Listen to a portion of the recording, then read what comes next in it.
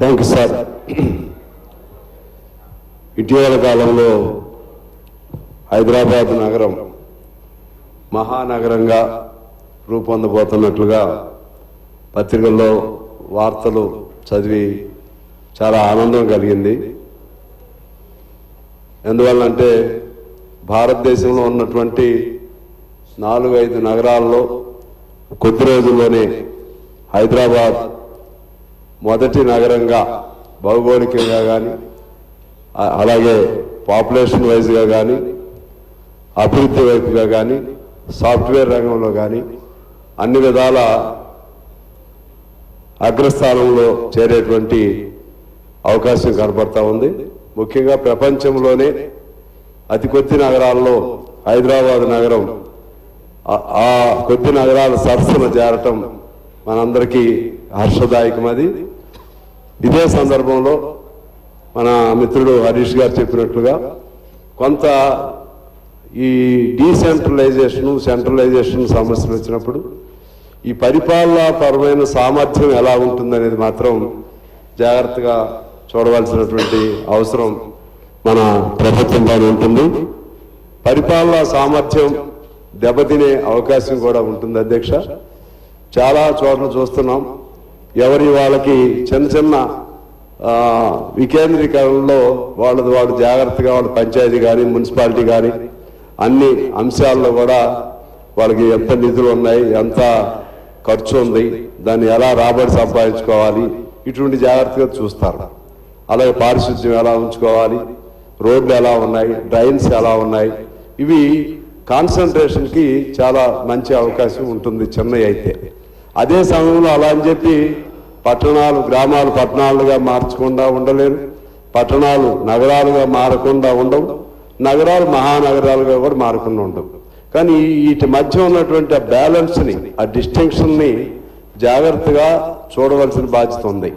గంపగొత్త కలిపేసేసి ఒక పెద్ద ప్రపంచ మహానగరాల్లో ఒక మహానగరంగా హైదరాబాద్ ఉందని ఆ క్రెడిట్ కోసం చేస్తే మాత్రం మనకి భవిష్యత్తు ప్రమాదకరంగా ఉంటుంది. అదే పద్ధతుల్లో ఈ హైదరాబాద్కు సంబంధించి ఇప్పటికే అనేక సమస్యలు ఉన్నాయి.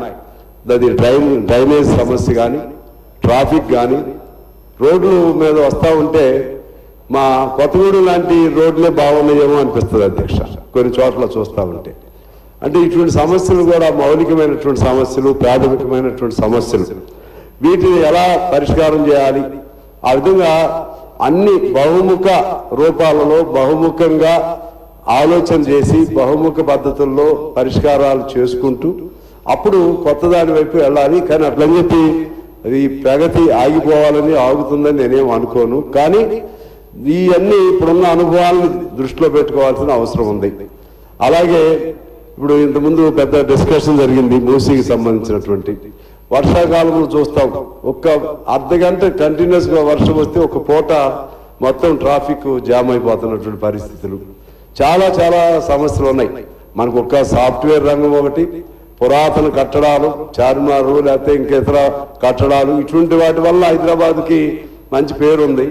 ఆ రోజుల్లో ఎకలాజికల్ బ్యాలెన్స్ ఉండేది, వాతావరణం కూడా బాగుండేది. ఇప్పుడు అది కూడా వాతావరణం కూడా అంతా ఈ టెంపరేచర్ ఈ నేపథ్యంలో వాతావరణం కూడా డ్యామేజ్ కలుగుతూ ఉంది.